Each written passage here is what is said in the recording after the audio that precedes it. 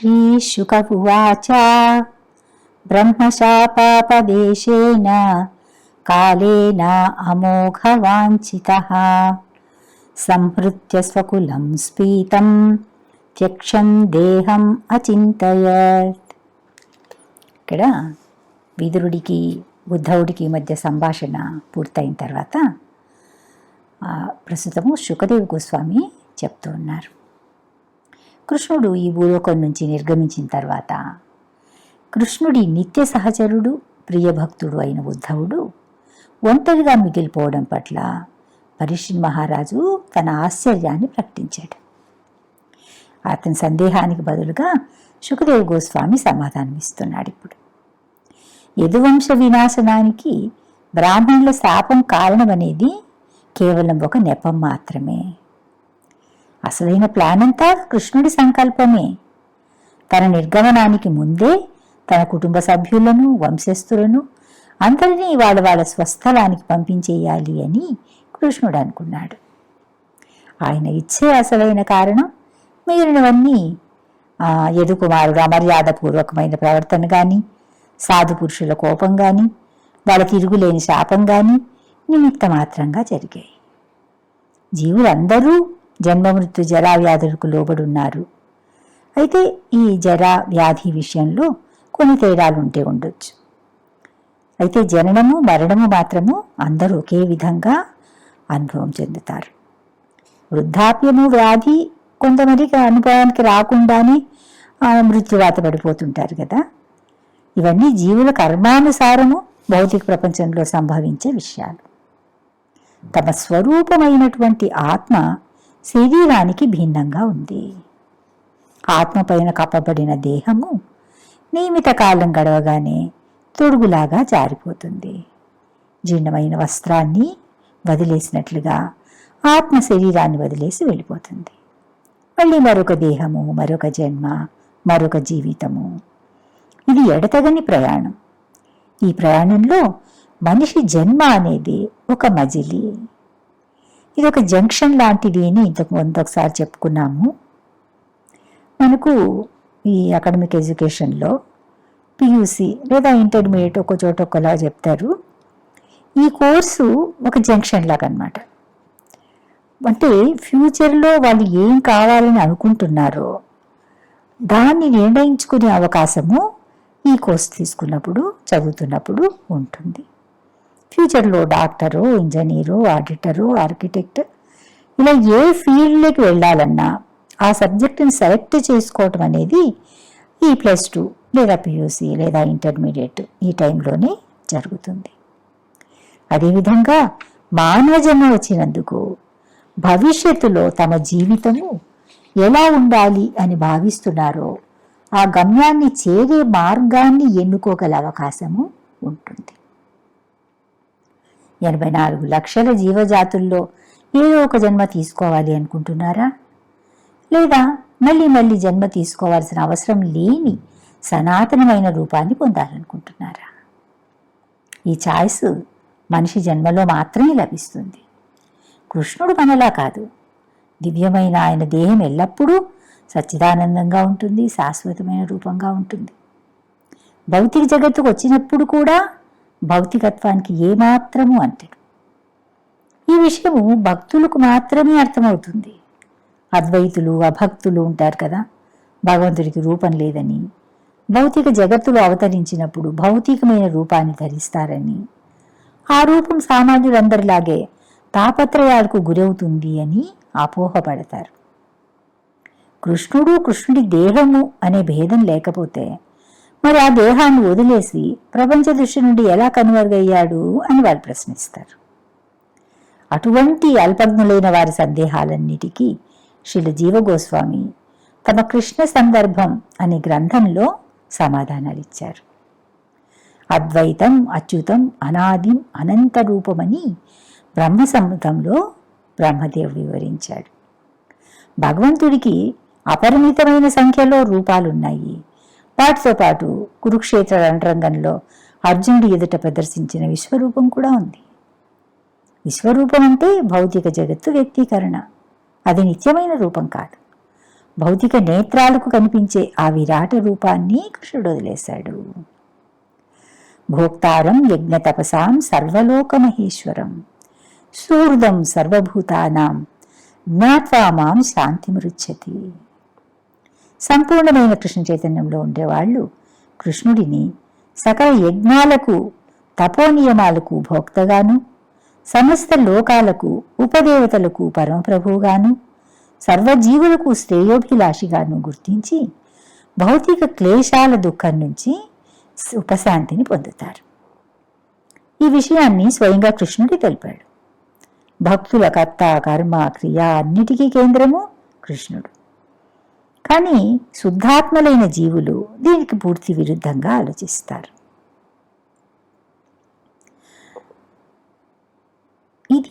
ఇది యాక్చువల్గా బద్ధాత్మల పరిస్థితి అన్నమాట. అంటే భగవంతుడిని తమ శ్రేయాభిలాషిగా ప్రభువుగా గుర్తించనటువంటి జీవులు వీళ్ళు ఎలా ఉన్నారు? బద్ధ స్థితిలో ఉన్నారు. అటువంటి జీవులు పూర్తిగా విరుద్ధమైన రీతిలో ఆలోచిస్తారు. ప్రకృతే క్రియమాణాని గుణై కర్మాణి సర్వశః అహంకార విమూఢాత్మ కర్తాహం ఇది మన్యతే. ఈ అహంకారం దీని ప్రభావం చేత విమూఢత్వాన్ని పొందినటువంటి జీవాత్మ భౌతిక ప్రకృతికి చెందిన త్రిగుణాలకు లోబడి చేసిన కర్మలన్నిటికీ తానే కర్త అని భావిస్తుంటుంది. పైకి చూడటానికి భక్తి సేవలో నియుక్తమైన వ్యక్తి, భౌతిక భావనతో ఉన్న వ్యక్తి ఇద్దరూ ఒకే విధంగా పనిచేస్తున్నట్లు కనిపిస్తుంది. కానీ భక్తులు తమ సహజ స్థితి భగవంతుడికి సేవకుడిగా ఉండడం అని తెలుసుకుని ఉంటారు. లౌకికులు అహంకారంతో తమ స్వతంత్రులు అని భావిస్తారు. తమకు కృష్ణుడితో ఉన్న శాశ్వతమైన సంబంధాన్ని మర్చిపోయి ఉన్నారు. అటువంటి వాళ్లకు భౌతిక జగత్తులో అవతరించినప్పటికీ కృష్ణుడు తన దివ్యమైన రూపాన్ని ప్రకటితం చెయ్యడు. అటువంటి వాళ్ళ దృష్టి ఎదుట గోచరించినప్పుడు విరాట రూపాన్ని ధరిస్తాడు. ఆ రూపాన్ని తన అంతర్ధానం చెందినప్పుడు వదిలేశాడు. ఆయన నిత్య రూపంలో ఎటువంటి మార్పు ఉండదు. నిరాకారవాదులు భగవంతుడి దివ్యమైన రూపాన్ని అంగీకరించకపోవటం వలన సచ్చిదానందమైన ఆ రూపాన్ని తిరస్కరించటానికి ప్రయత్నపూర్వకంగా వివాదాలు లేవదీస్తూ ఉంటారు. దీనికి కారణము జీవుల్లో ఉన్న వంచే ప్రవృత్తి, చీటింగ్ ప్రొపెన్సిటీ అంటారు. మనుషులతో పాటు ప్రాణుల్లో కూడా ఈ ప్రవృత్తి ఉంటుంది. సింహాన్ని అడవికి రాజు అని చెప్తారు కదా, దానికంటే భారీ దేహం ఉన్న జంతువులు కూడా ఉన్నాయి, ఎన్నో ఉన్నాయి. అయినప్పటికీ సింహానికి ఉన్న వాడి, వేగము, ఒడుపు, రాజసము వాటిలో ఉండదు. ఈ క్వాలిటీస్ అన్నీ తక్కిన జంతువులకు రాజుగా యాక్సెప్ట్ అయ్యేలాగా సింహాన్ని చేశాయన్నమాట. విష్ణు శర్మ అని ఒక రచయిత పంచతంత్రం అనే పుస్తకం రాశారు. దాంట్లో అంతా ఇలా అరణ్యంలో చిన్న పెద్ద జంతువులు, వాటి లైఫ్ స్టైలు, వాటి ఫ్రెండ్స్, వాటి శత్రువులు, ప్లాన్స్ ఇవన్నీ కథలుగా ఉన్నాయి. ప్రాణులన్నిటిలో నక్కను జిత్తులు మారి అని చెప్పాలి. అది ఎవరికో తంటాలు పెట్టి మధ్యలో తన పబ్బం గడుపుకుంటుంటుంది. చాలాసార్లు సింహానికి సలహాదారుగా కూడా పనిచేస్తుంటుంది. ఒకసారి దాని మోసం బయటపడి తనను తరుముతున్న వాళ్ళ నుంచి తప్పించుకోవటానికి అది పరిగెడుతూ వెళ్ళి ఒక డయ్యర్ ఇంటి ఆవరణలో ప్రవేశిస్తుంది. డయ్యర్ అంటే రంగులు వేస్తారు కదా, అద్దకాలు వేస్తారు. అది వెళ్ళి అక్కడున్న టబ్బులో పెడుతుంది. ఆ టబ్బులో వివిధ వర్ణాలు అంటే వివిధ రంగుల మిశ్రమం కలిపిన పెయింట్ ఉంది అందులో. ఇది వెళ్ళి అందులో పడేసరికి దాని దేహం పూర్తిగా విభిన్నమైన రంగులేకి మారుతుంది. ఎవరికైనా నక్క అనే విషయం కూడా అర్థం కాదు. తనని చూసి జనం అందరూ ఆశ్చర్యపడడం అది గమనించింది. మళ్ళీ అడవిలోకి వెళ్తుంది.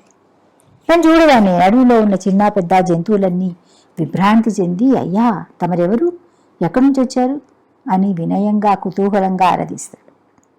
నేను మీ అందరి సమస్యలు తీర్చడానికి దేవుడు పంపగా వచ్చాను. ఇక మీదట మీ అందరి బాధ్యత నాదే అని ఆ నక్క చాలా గంభీరంగా అంటుంది. అటువంటి జంతువుని ముందు ఎప్పుడు చూసి ఉండకపోవటం వలన అవన్నీ నమ్మేశాయి. దాన్ని తమ రాజుగా అంగీకరించి భయభక్తులతో సేవించడం మొదలుపెట్టాయి. నక్క ప్రణాళిక బలించింది. ఇక ఎవరి నుంచి అపాయం లేదు, తిండికి లోటు లేదు. ఎవరికి అనుమానం కలగకుండా తనకు కావలసిన చిన్న జంతువులను చంపి తినడం మొదలు పెడుతుంది. దానికి ఎంత గర్వం పెరిగిపోయిందంటే ప్రపంచానికంతా తనే చక్రవర్తి అయినంత అతిశయం వచ్చేసింది. అలా కొంతకాలం గడిచాక ఒక సీజన్లో సాధారణంగా ఈ నక్కలన్నీ చేరి రాత్రిపూట ఊళలేస్తూ ఉంటాయి. ఈ నక్క కడుపు నిండా తిని తన గుహలో నిద్రపోతూ ఉంది. సడన్గా కొన్ని వందల నక్కల అరుపులు దాని చెవిలో పడతాయి. నిజానికి ఆ సమయంలో నక్కలన్నీ సమావేశమయ్యి సెలబ్రేట్ చేసుకుంటున్నాయి. ఆ శబ్దం చెవిలో పడేసరికి ఇది ఉలిక్కిపడి లేస్తుంది. మూకమ్మడిగా వినిపిస్తున్నాయి ఆ ఊళ్ళలు. ఆ శబ్దానికి ఎక్సైట్ అయిపోయి గుహ వెలుపలికొచ్చి మోర పైకెత్తి రాగయుక్తంగా ఊడడం ప్రారంభించేస్తుంది. కొన్ని నిమిషాల్లో తక్కిన నక్కలలో అవేర్నెస్ వచ్చింది. అవి వెంటనే పరిగెడుతూ గుహ సమీపానికి వచ్చాయి. గుహ బయట నిలబడి ఈ నక్క చాలా తన్మయత్వంగా రాగం ఆలపిస్తుంది. ఆ నక్కలన్నీ ఒకదాని మొహం ఒకటి చూసుకున్నాయి. క్షణాల్లో అడవిలోని జంతువులన్నిటికీ దాని మోసం అర్థమైపోయింది. ఇన్నాళ్ళు రాజులాగా సేవించింది ఈ నక్కన కోపంతో ఆవేశంతో ఒక్కసారిగా అన్నీ కలిసి ఆ జిత్తుమారి నక్క పైన దాడి చేశాయి. తర్వాత ఏమైంటుందో ఎవరైనా ఊహించగలరు కదా. ఇలా ప్రపంచంలో ఎవరికైనా సరే పేరు, ప్రతిష్ట, పాండిత్యము, పొజిషను లాంటివి వచ్చాయి అంటే ఇంక అహంకారంతో కళ్ళు రెత్తికెక్కుతాయి. ప్రాపంచిక దృష్టితో తీసుకుంటే ఎంతోమంది తెలివైన వాళ్ళును మేధావులున్నారు. వాళ్ళు విజ్ఞానపరమైన ఎన్నో అద్భుతాలు చేశారు అంటంలో ఏమాత్రం సంశయం లేదు. అయినప్పటికీ స్థూలంగా కానీ సూక్ష్మంగా కానీ మనకున్న ఈ సెన్సెస్ ఎలాంటివంటే బ్లంట్ అన్నమాట, షార్ప్నెస్ ఉండదు. వాటితో కృష్ణుడిని తెలుసుకోవడం అనేది అస్సలు జరగదు. ఈ అహంకారం అనేది ఉందే, ఇది ఆధ్యాత్మిక ప్రగతికి చాలా పెద్ద ప్రతిబంధకం. ఆధ్యాత్మిక జీవితంలో ముందుకు సాగాలి అంటే తన అల్పత్వాన్ని ఎప్పుడూ గుర్తుపెట్టుకోవాలి. 6 గోస్వాముల్లో రఘునాథ దాస గోస్వామి అందరికంటే నమ్రుడు. చైతన్య మహాప్రభువుతో పాటు ఆయన అసోసియేట్స్ పట్ల కూడా ఎంతో విధేయత ప్రదర్శించేవాడు. దాసగోస్వామి అనేవారందరూ అతన్ని వైష్ణవులైన చాలా గొప్ప శ్రీమంతులింట్లో ఒక్కడే కొడుగ్గా పుట్టాడు. కానీ ఆస్తి, అంతస్తు అతన్ని ఎప్పుడూ అహంకారానికి గురి చేయలేదు. చిన్న వయసు నుంచి భక్తి పట్ల అనురక్తితో పెరిగాడు. అతనికి విద్య నేర్పించిన బలరామాచార్యుడు కృష్ణ చైతన్యాన్ని కూడా బోధించాడు. అంతేకాకుండా నామాచార్యుడిగా ప్రసిద్ధుడైన హరిదాస ఠాకూర్తో పరిచయం కూడా చేశాడు. రఘునాథుడికి యుక్త వయసుకు వస్తుండగానే అతని భక్తి కూడా బాగా వికసించింది. చైతన్య మహాప్రభు గురించి అనేక కథలుగా విని ఉండటం వలన ఆయన కలుసుకోవాలి అనే కోరిక పెరిగిపోతూ ఉంటుంది. 15 ఏళ్ల వయసులోనే తమ గ్రామానికి సమీపంలో ఒక ప్రదేశానికి ఆయన వచ్చారు అని తెలిసి ఇంటి నుంచి పారిపోయి ఆయన్ని కలుసుకుంటాడు. అయితే చైతన్య మహాప్రభు ఇచ్చిన ఆదేశాన్ని శిరసావహించి 19-20 సంవత్సరాలకే పెళ్లి కూడా చేసుకున్నాడు. తండ్రితో పాటు కుటుంబ బాధ్యతను పంచుకున్నాడు. బ్యూటిఫుల్గా చేస్తున్నాడు. అయితే ఏం చేస్తున్నా కూడా మనసంతా సమయం వచ్చినప్పుడు నువ్వు నా దగ్గరకు వచ్చేస్తావు అని చైతన్య మహాప్రభువు ఇచ్చిన భరోసా పైనే ఉంది. చివరికి ఒకరోజు ఆ సమయాన్ని అతనే ప్లాన్ చేసుకున్నాడు. ఇంట్లో ఎవరికీ తెలియకుండా జగన్నాథ్పురికి వెళ్ళిపోయి అక్కడ చైతన్య మహాప్రభు సేవలో ఉండిపోతాడు. శ్రీమంతుడైన అతని తండ్రి కొంత పైకాన్ని సేవకులను వంట చేయడానికి బ్రాహ్మణుణ్ణి అతని దగ్గర పంపిస్తాడు. రఘునాథుడు అసలు అంగీకరించాడు. అయినా కూడా ఒక సేవకుడు, వంట చేసే బ్రాహ్మణుడు మాత్రం అక్కడ ఉంటారు. మిగిలిన వాళ్ళు వెనక్కి వెళ్ళిపోతారు. అప్పటి నుంచి రఘునాథుడు నెలకు 2 సార్లు చైతన్య మహాప్రభువుని ప్రసాదానికి ఇంటికి ఆహ్వానించేవాడు. 2 ఏళ్ళు అలా గడిచాక సడన్గా ఆయన అలా పిలవడం మానేస్తాడు. 2 మాసాలు గడిచినా కూడా పిలుపు రాలేదు. చైతన్య మహాప్రభువు స్వరూప దామోదరుడితో ఏంటి ఈ మధ్య రఘునాథుడి నుంచి పిలుపు రావట్లేదు అని అడుగుతాడు. మహాప్రభు అతడి మనసులో దీని గురించి వితర్కించుకున్నాడు.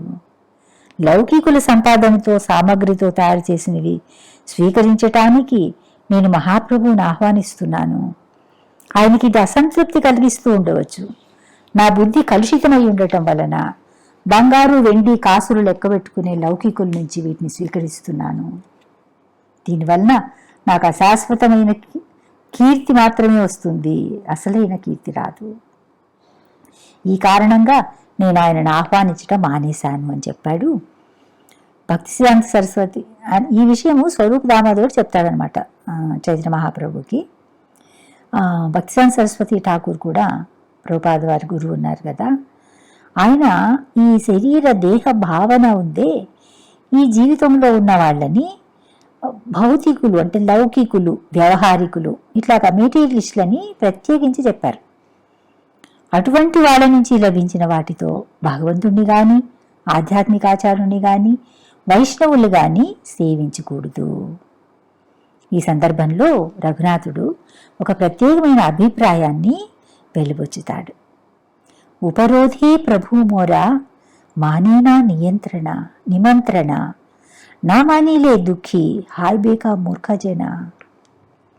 అతను అంటున్నాడు, నేను వేడుకోవటం వలన చైతన్య మహాప్రభు నా ఆహ్వానాన్ని మన్నించారు. ఎందుకంటే ఆయన అంగీకరించకపోతే నా వంటి మూర్ఖుడు చింతిస్తాడు అని ఆయనకు తెలుసు. ఈ మెటీరియల్ పొజిషన్స్తో గర్వితులైన వ్యక్తుల నుంచి కానీ, వాళ్ళ ద్వారా వచ్చిన సొమ్ముతో తయారు చేసిన వారి నుంచి వంటకాలు కానీ శుద్ధ వైష్ణవులు తీసుకోరు. అటువంటి వైష్ణవులు నివేదిస్తే తప్ప ఆ వంటకాలను భగవంతుడు కూడా యాక్సెప్ట్ చేయడు. కానీ ఇక్కడ రఘునాథుడు అంటున్నాడు, నాలాంటి మూర్ఖుడికి దుఃఖాన్ని కలిగించలేక చైతన్య మహాప్రభువు నా ఇంట్లో ప్రసాదాన్ని స్వీకరించారు అని చెప్తున్నాడు. ఈ నియమ నిబంధనలతో పాటుగా, అంటే అవే కాకుండా కృష్ణుడు ఒక్క కండిషన్ పెట్టాడు, మీరు నాకు భక్తితో అర్పించేట్లయితే నేను తీసుకుంటాను. యోమే భక్త్యా ప్రయచ్చతి, ఎవరైతే భక్తితో సమర్పిస్తారో దాన్ని నేను అంగీకరిస్తాను అన్నాడు. అంటే వీటన్నిటికంటే కూడా భక్తి ప్రధానము. రఘునాథుడు అటువంటి విశుద్ధ భక్తుడు కావటం వలన చైతన్య మహాప్రభువు ఒకసారి 2 సార్లు కాదు 2 ఏళ్ల పాటు అతని ఆతిథ్యాన్ని అంగీకరించారు. ఆధ్యాత్మిక పురోగతికి అహం అనేది ఎంత ప్రతిబంధకం అవుతుందో వినమ్రత అనేది అంత సానుకూలంగా ఉంటుంది. కొందరు వ్యక్తుల్లో ఎంతో సమర్థత, ఎన్నో టాలెంట్స్ కూడా ఉండొచ్చు. అయితే అంటే వాటితో వాళ్లకు భౌతికమైనటువంటి గ్లోరిఫికేషన్ కూడా లభించవచ్చు. కానీ ఆధ్యాత్మికంగా ఒక్క అడుగైనా ముందుకు వేయలేరు. అలా వెయ్యలేకపోతే ఇంకా సామర్థ్యం అంతా నిరుపయోగం కదా. ఇంకో రకంగా తీసుకుంటే సంస్కృతంలో గొప్ప ప్రామాణికులు లేదు అంటే భగవద్గీత, భాగవతము లాంటి గ్రంథాల్లో ఉన్న అనేక శ్లోకాలని అనర్గళంగా వల్లెవేస్తూ గుర్తుపెట్టుకుని వాటిని కోట్ చేస్తూ ఉంటారు. ఏం చేసినా అన్నీ మన ప్రయత్నాలు మాత్రమే. ముఖ్యమైనది ఏంటి అంటే భగవంతుడు వాటిని తీసుకోవటానికి అనుమతించాలి. భక్తి సేవ అనేది భగవంతుడి అనుగ్రహం ఉంటేనే ముందుకు వెళ్తుంది. చివరికి మనం జపం చేయాలన్నా సరే కొందరు ఒకే సమయంలో కంటిన్యూస్గా జపం చేస్తారు, మరి కొందరు వరుసగా 4 రౌండ్లు చేయడానికి కూడా అవకాశం ఉండదు. ఇంకా కొందరు 1 రౌండ్ చేయడానికే స్ట్రగుల్ అవుతూ ఉంటారు. అయితే ఏది ఎలా ఉన్నా కూడా సాధన చేయటంలో శ్రద్ధ ప్రయత్న లోపము ఎప్పుడూ ఉండకూడదు. ఇంకా ముఖ్యంగా తెలుసుకోవాల్సింది ఏంటి అంటే మన ఆచార్యులైన శ్రీల ప్రభుపాద విధించిన 16 మాలల జపం పూర్తి చేయటంలో ఉదాసీనత ఉండకూడదు. ఉదయం నుంచి రాత్రి వరకు చాలా టైం ఉందిలే, మొదట ఈ పనులు పూర్తి చేసి తర్వాత జపం చేసుకుంటాము అనుకోకూడదు. ఒక్కొక్కసారి టైం పర్మిట్ చేయకపోతే ఎన్నో రౌండ్లు పెండింగ్ పడిపోతూ ఉంటాయి. ఎవరు ఎక్కడో సాలిటరీ ప్లేస్లో కూర్చొని జపం చేసుకోవటం లేదనుకోండి, చుట్టూ మనుషుల మధ్య సమాజంలో కొన్ని ఆబ్లిగేషన్స్, కుటుంబ బాధ్యతలు, జీవితంలో సాధించాల్సిన ఎన్నో పనులు ఉంటాయి. అన్నీ పక్కన పెట్టేసి రోజంతా జపం మాత్రమే చేయాలి అంటే అందరూ హరిదాస్ ఠాకూర్ కాదు కదా. కానీ అలా ఏం చెప్పటం లేదు, కేవలం 16 జపమాలలు చేయాలంటున్నారు. మనం దేనికి మొదట ప్రయారిటీ ఇవ్వాలి, దీని పట్ల క్లారిటీ ఉండాలి. ఒక స్టూడెంట్ ఉన్నాడు అనుకోండి, అతను ఎప్పుడూ బాగా స్టడీస్లో 100% మార్క్స్తో ఒక్కొక్క క్లాస్ పైకి వెళ్తూ ఉంటాడు. అతనిలో ఉన్న ఎక్స్ట్రా స్కిల్స్ ఏవైనా తన ఇంట్రెస్ట్ కోసం, అంటే ఏదైనా స్కై డైవింగ్ చేయడమో లేకపోతే ఇంకేదైనా చేయడమో, హార్స్ రైడింగో, ఇలా అంటే ఎక్స్పెక్ట్ అయ్యి తల్లి కోరిక తీర్చడానికో లేకపోతే ఇంకొకరి కోసమో బెస్ట్ అథ్లెట్ అయ్యి తండ్రి కోరిక తీర్చడానికో ఇలా సమయాన్ని డివైడ్ చేయాల్సి వచ్చినప్పుడు, అంటే స్టడీస్తో పాటు ఇవన్నీ చేయాల్సి వచ్చినప్పుడు తన మొదటి ప్రయారిటీ స్టడీస్కు అనే విషయం మర్చిపోకూడదు. ఇతరత్ర అన్నీ కూడా ఊరికనే దొరకవు, చాలా కష్టపడి సాధిస్తేనే. వాటిని సాధించినప్పుడు ఆత్మవిశ్వాసం పెరుగుతుంది. చుట్టూ ఉన్న వాళ్ళు కూడా అంత అప్రిసియేషను, అడరేషను అన్నీ దొరుకుతాయి. కానీ వాటి కోసం అనేసి చదువు నెగ్లెక్ట్ చేశాడు అనుకోండి, అప్పుడు మార్కులు తగ్గిపోతాయి. అంతగా పొగిడిన వాళ్ళు ఏమంటారు, ఇవన్నీ ఎక్కువైపోయాయి, నీకు చదువు పైన ధ్యాస తగ్గింది అని నిరసిస్తారు. అదేవిధంగా ఆధ్యాత్మిక సాధనని మనము అంటే ప్రాక్టీస్ చేస్తూ ఉన్నప్పుడు ఇతరత్రా ఎన్ని అవరోధాలు కలిగినా ఆచార్యులు, అగ్ని, దేవతల సాక్షిగా చేసిన ప్రమాణాన్ని మర్చిపోకూడదు. మాయ ఏముంది, ఎన్నో అల్యూర్మెంట్స్ చూపిస్తుంటుంది. వాటి పట్ల చాలా జాగ్రత్తగా ఉండాలి. జీవితం అంటేనే మాయ పైన చేసే పోరాటం. అయితే ఒక్కసారి భగవంతుడికి దాసోహం అంటే ఇంకా మాయ గురించి భయపడాల్సిన అవసరం ఉండదు. నేను మీ పట్ల అంటే I will take care of you అని కృష్ణుడు అభయం ఇచ్చాడు కదా. మనం ఏ పని చేస్తున్నా కూడా అది మన గొప్పతనం కాదు. కృష్ణుడు అంగీకరించటం వలన, అనుమతించటం వలన అవి సాధ్యమవుతూ ఉన్నాయి. ప్రతిరోజు ఉదయాన్నే లేచి 16 మాల జపం చేయటం అనే సేవను కృష్ణుడు అలౌ చేయాలి. మనము చెయ్యలేని అసక్తత ఉంది అంటే భగవంతుడు మన్నిస్తాడు. కానీ అదే అలక్ష్యత అయితే ఇంకా ఎటువంటి సహకారాన్ని ఆయన నుంచి ఎక్స్పెక్ట్ చేయలేము. అందుకే జీవితంలోని అనర్థాలను తొలగించుకోవాలన్నా, అరిషడ్ వర్గాలను జయించాలన్నా ఈ ప్యూరిఫికేషన్ అనేది, మార్జనం చాలా ముఖ్యం. హిరణ్యకశ్యపుడు బ్రహ్మదేవుడు తనకిచ్చిన వరం వలన ముల్లోకాలను జయించి తన దాసులు చేసుకున్నాడు. అందరూ తననే త్రిలోకాధిపతిగా గుర్తించి సేవించాలి అని శాసించాడు. తననే అందరూ పూజించాలి అని కూడా అన్నాడు. దేవతల చేత ఊడిగం కూడా జయించుకున్నాడు. అయితే కన్న కొడుకు ప్రహ్లాదుడు తండ్రి ఎంత బుజ్జగించినా, భయపెట్టినా, శిక్షించినా నారాయణ మంత్రస్మరణను వదలలేదు. కొడుకు ప్రవర్తన హిరణ్యకశ్యపుడికి ఆగ్రహాన్ని, చిరాకును కూడా తెప్పిస్తుంది. ముల్లోకాలను జయించిన తనను 5 ఏళ్లు లేని వీడు ధిక్కరించటమా అని మండిపడతాడనమాట ప్రహ్లాదుడి పైన. ప్రహ్లాదుడు అంటాడు, ముల్లోకాలను జయించావు కానీ నీ లోపలున్న శత్రువులను నువ్వు జయించలేకపోయావు. చాలా సింపుల్గా, సూటిగా చెప్తాడు. ప్రభుపాదులు కూడా చాలాసార్లు చెప్తుంటారు, భౌతికమైన సమృద్ధి కోసము జనం నానా రకాలుగా ప్రయత్నిస్తూ ఉంటారు. ఈ జాబ్లో ఉంటే సాటిస్ఫాక్షన్ లేదు, ఈ ఊర్లో ఉంటే ఎదుగు పొదుగు లేదు, ఈ దేశంలో ఉంటే అవకాశాలు లేవు, అలా అమెరికాకో లండన్కో వెళ్ళిపోతే నా జీవితం బాగుపడుతుంది అని ఆలోచిస్తారు. ఎక్కడికి వెళితే ఏం ప్రయోజనం? నీ రాస్కల్ మైండ్ నీతోనే ఉంది, దాని కారణంగానే నీ కష్టాలు సుఖాలన్నీ సంభవిస్తున్నాయి అని ప్రభుపాద చెప్తారు. అందుకే ఇక్కడే సెటిల్ అయిపోవాలి అని ప్రయత్నించొద్దండి, ఇక్కడ సుఖంగా శాంతిగా ఉండాలి, ఇక్కడే ఉండిపోవాలి అని ప్రయత్నం చేసుకోకండి. అరిషడ్ వర్గాలే మన అంతఃశత్రువులు. అవన్నీ కూడా సటల్గా ఉన్న మైండ్ నుంచి ప్రకటితమవుతూ ఉన్నాయి. అందుకే బుద్ధి లేదా వివేకము మనసు సదా నియంత్రణలో ఉంచాలి. కళ్ళెళ్ళేని గుర్రంలా పరిగెడుతుంది మనసు. దాన్ని మచ్చిక చేసుకుంటే మంచి మిత్రుడిలాగా సహకరిస్తుంది. మనసే మన మిత్రుడు, శత్రువు కూడా.